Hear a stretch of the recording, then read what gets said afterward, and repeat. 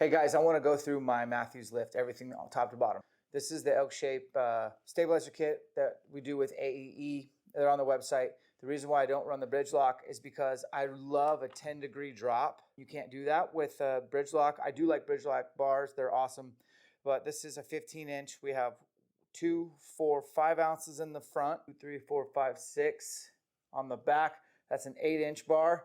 The new EXO Engage leg limbs. This is awesome. I keep those on. I shoot with them on. I shoot with them off. They're great. I have the Matthews 2-piece. This is a low pro, so it runs super tight to the bow. I like to keep that on there year round. 4, 5, 6 arrows if you want. I usually only run 5 with the gap right here. As far as the rest goes, kind of the most important part to me is QAD MX2. And then you can see right here, I'm using a QAD wedge. It looks like this. I just love that that sucks in to your loop material, and then you can get that to where it'll tie in. So that's something a little extra I do. You don't have to do that, but I like it. These guys are super important to make sure everything's quiet. You don't get a lot of arrow contact. And then obviously in the MX2 now has this dampening, which is super handy. I'm actually running the match strings. These are the original strings. I got this bow in August. You can even see like I have a backup set that I've ordered with the bow and I still haven't put them on because these strings are settled, they're dialed, and I'm gonna keep running them until I need to replace them. And then I even have backup ABV strings. Those are loud. But I haven't had to swap out the match strings, so I'm really pleased with the strings. On the grip, these are the ElkShape grips that we sell with Shadow Creek. They're on the website. And then I have a little skateboard tape right here that I always do on the back, and just love the texture of that. That's good for about 3,000 arrows, and then I'll just put a new strip out. Super simple. As far as the sight goes, this is the UV slider, which I just absolutely love their platform. And the ergonomics of sliding, dude, I mean, this is a flip and the wheel is perfect. It glides, no slop. It doesn't have a stop, but that doesn't stop me from not having to accurate and putting where it needs to be. And then you can see I put my own Dark Owl archery scope. This is a 3-pin vertical and the pins are set. Those 3 pins are set to my arrows, feet per second, and my shot radius. And so that is literally 20, 30, 40. I'm gonna hunt with that. I like a vertical sight picture.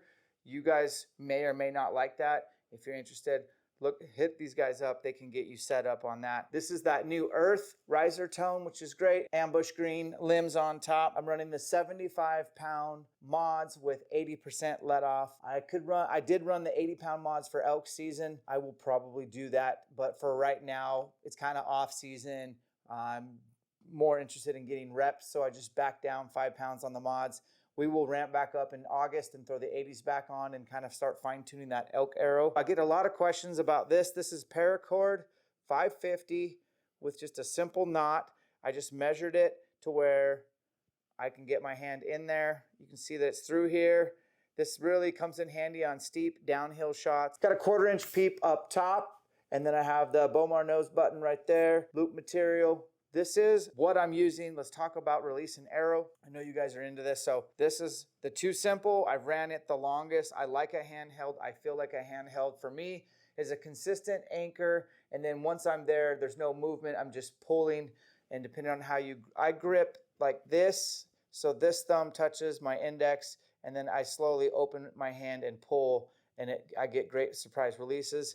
This knob does not come with the release if you buy it off my website. This is an aftermarket Oki knobs. This dude's on Instagram. He makes badass knobs. Look him up.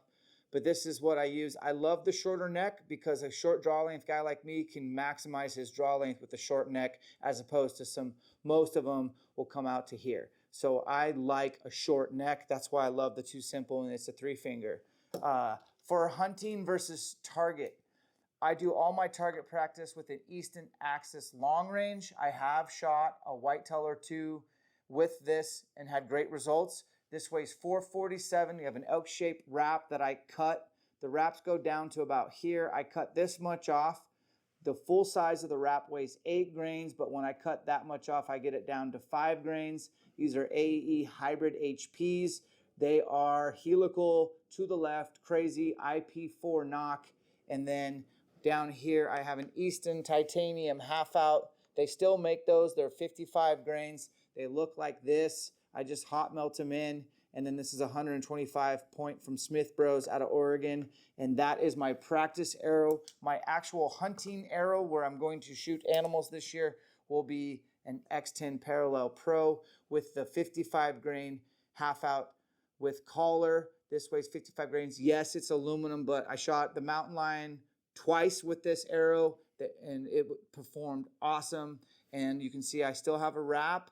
I have a halo knock on here for 4 mil and same veins, and this arrow is exactly the same as this arrow. The front of centers are very close as well because both of these are 55 grains. The lengths are the same. They fly and impact the same. I just want to save these for hunting. These are really cool arrows and fancy, and these are a little more like I can beat them up and shoot them through targets and whatnot. And finally, people ask me about broadheads for 2024. We do not have a decision made. I'm probably leaning towards an iron will wide, non-vented, but those only come in at 150 something grains. In the 125 department, I like the Slick Trick Magnum 4-blade. I like the Grim Reaper Micro Hades 4-blade or 3-blade. 4-blades do seem to put a better square hole. That's what we're probably leaning towards.